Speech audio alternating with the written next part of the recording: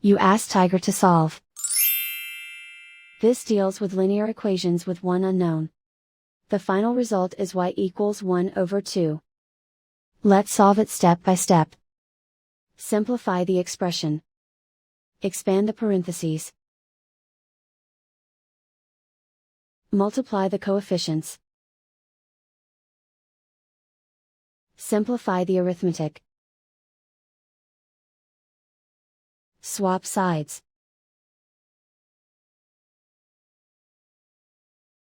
Group all constants on the right side of the equation. Subtract 8 from both sides.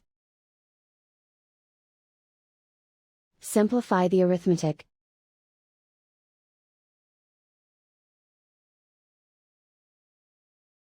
Isolate the y.